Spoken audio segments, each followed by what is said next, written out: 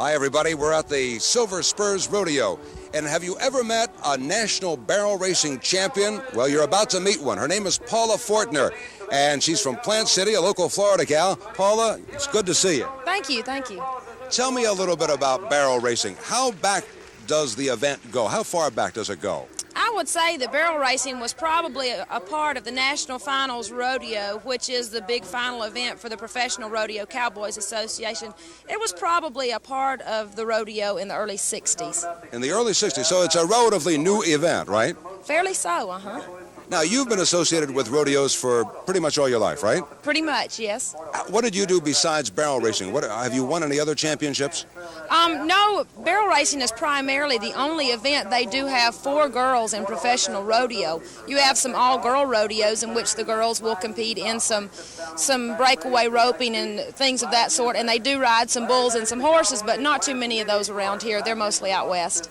Let's talk about the competition. Now, when you won your national championship, number one, where did you win it? And number two, what kind of competition did you have? I won the National Finals Rodeo in Oklahoma City, and it was consisting of the top 15 girls in the nation. We traveled all year long, and the top 15 girls at the end of the year that had the most money won were the girls that competed at the finals. What did you have to do to prepare yourself to win this national championship?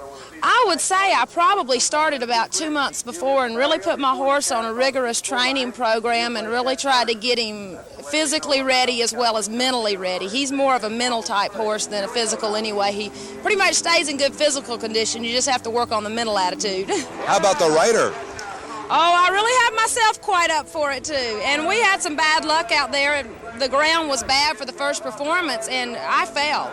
My horse broadsided behind the third barrel, and they stopped the whole barrel race right there, so it was quite a bit to overcome that, but we made it. Define barrel racing for us. It's a sport that you have to include dexterity and coordination between you and your horse, and there are obviously barrels involved, but there's a lot of people out there who are not familiar with rodeos. So, as best as you can, describe what barrel racing is.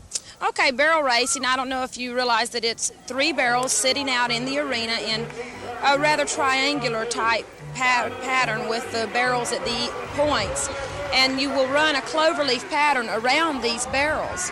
And there was a time when you could get by with either having just a super, super fast horse or having just a real nice turning horse.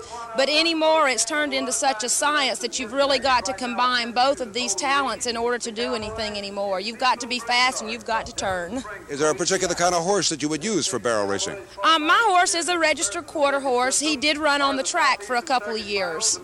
Do men do any barrel racing? No, not too much here, and not at all in professional rodeo. You do go up north and find some men barrel racers, but not any in Florida. A national barrel racing champion, Paula Fortner. And here at the Silver Spurs Rodeo, I'm Pete Forgione.